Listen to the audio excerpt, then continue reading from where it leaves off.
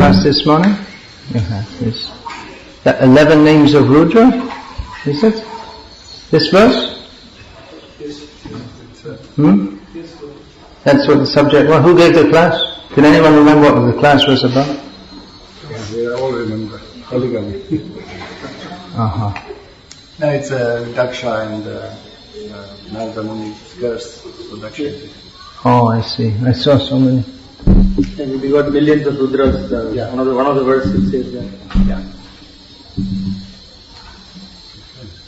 Let's do one of the words.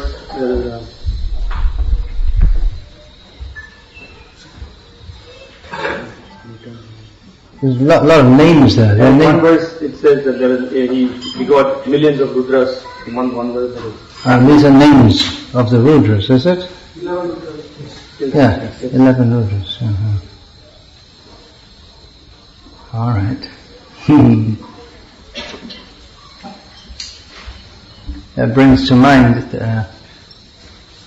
when I was living in England in must have been about 1976. So one devotee, Mohan his name, he would catch devotees throughout the day. He'd come up to them and say, "What color Radha Gokulananda wearing today?" So we'd all become a little alert.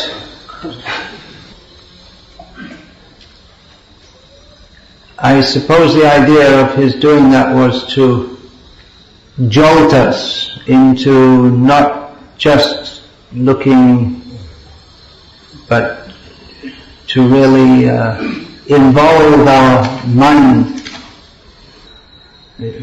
As Srila Prabhupada once asked one of his disciples, "Do you study my books?" The devotee said, "Yes, Prabhupada, I read them every day." To which Srila Prabhupada said, "But do you study them?" There's a difference. Reading can mean studying, but it can also mean just a superficial reading.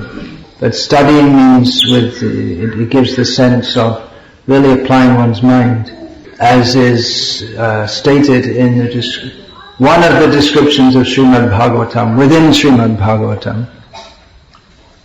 Yeah, it's half a sentence, I didn't finish it yet.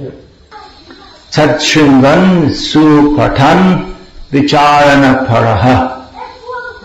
One should hear the Bhagavatam, recite it, which is often translated as read it, and apply one's intelligence to try to understand it.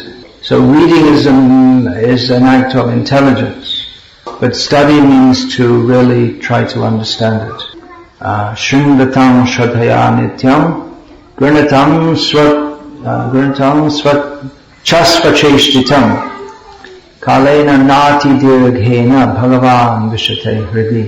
In another verse, within the Bhagavatam, describing the Bhagavatam, a similar statement was there, that one who hears this message of Bhagavatam with faith constantly or regularly and accepts it, making an effort to do so, that means really trying to understand it, then for such a person, within a short time, or literally within not a very long time, Nati Dirghena, Bhagavan, the Supreme Lord, will enter his heart.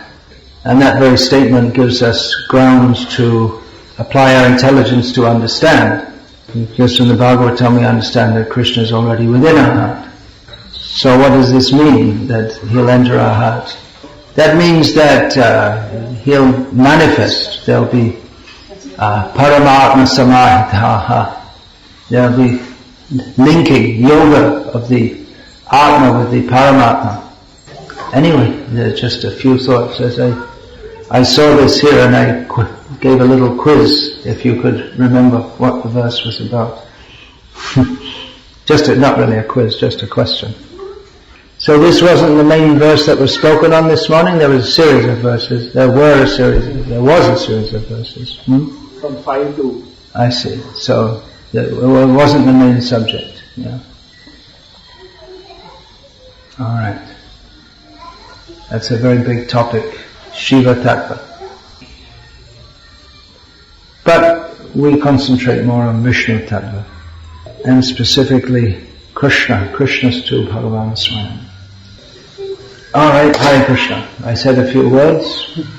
I hope to say more. Otherwise, continuing on this topic, we could be here for a very long time, but I'll make it Kalena Nati Dirgha, as I just quoted that verse. Not a very long time.